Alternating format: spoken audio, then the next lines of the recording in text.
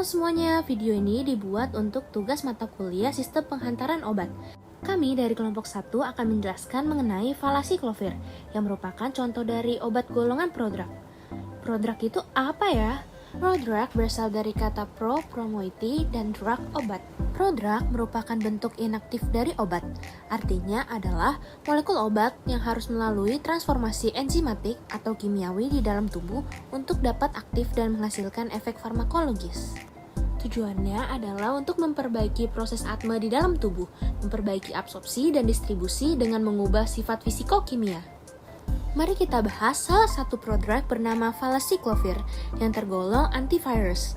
Valaciclovir merupakan bentuk inaktif dari aciclovir yang digunakan untuk mengobati penyakit herpes. Apakah kamu tahu tentang penyakit herpes? Penyakit ini disebabkan oleh virus herpes simplex virus tipe 1 dan tipe 2, varicella zoster atau VVZ, Epstein-Barr atau VEB virus, dan cytomegalovirus atau CMV.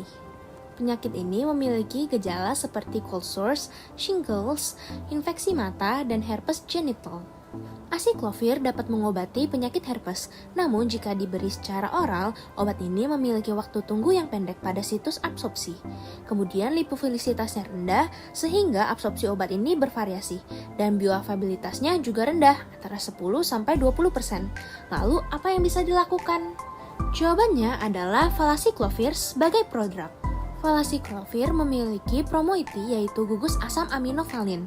Gugus asam aminovalin meningkatkan kelarutan valaciclovir dibandingkan aciclovir, yaitu dari 174 mg per mili ke 1,3 mg per mili. Namun, kelarutan bukan faktor yang signifikan terhadap absorpsi. Selain itu, konsentrasi valaciclovir oral yang sama dengan konsentrasi aciclovir intravena yang setara dengan konsentrasi aciclovir oral dosis tinggi berulang, sehingga dapat meminimalkan efek samping karena dosis yang tinggi atau pemberian secara intravena. Selain itu, pada studi dengan monyet cynomolgus yang membandingkan aciclovir dan valaciclovir, transport valaciclovir ke dalam membran atau influx mencapai 6-10 kali influx aciclovir, sehingga absorpsi valaciclovir di dalam tubuh meningkat signifikan. Maka penggunaan valaciclovir sebagai prodrug ini sangat menguntungkan karena dapat meningkatkan absorpsi oral dan kadar plasma sehingga aktivitas antivirus meningkat. Hal ini penting untuk pasien imunokompromis dan pasien dengan infeksi virus yang tidak sensitif agar virus tidak resisten. Tapi bagaimana cara valaciclovir bisa jadi aciclovir? Jadi, saat valaciclovir masuk ke dalam tubuh, valaciclovir ini akan mengalami hidrolisis di hati. Valaciclovir ini secara struktur terbuat dari aciclovir dengan gugus valin. Nah, di hati akan ada enzim valaciclovir hydrolase yang akan mendorong hidrolisis. Hidrolisis ini adalah proses pemutusan ikatan oleh H2O. H+ akan terikat oleh aciclovir dan OH- akan terikat oleh gugus valin, sehingga valin akan terputus dari aciclovir. Hasil aciclovirnya akan memasuki sel host atau dalam contoh ini manusia. Dalam sel, aciclovir akan mengalami perubahan.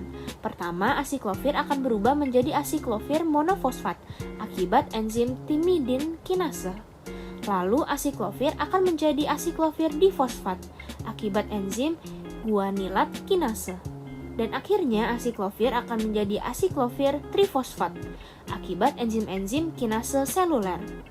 Hasil aciclovir trifosfat inilah yang akan bekerja untuk menghambat virus dalam tubuh.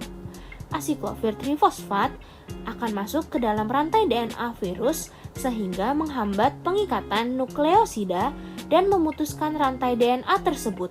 Aciclovir trifosfat juga akan menghambat enzim DNA polimerase virus secara kompetitif sehingga DNA virus tidak dapat bertumbuh. Hasilnya, virusnya mati deh. Jadi, sekarang udah tahu kan ya fungsi dari valaciclovir, aciclovir, dan juga aciclovir trifosfat. Terima kasih sudah menonton dan mendengarkan.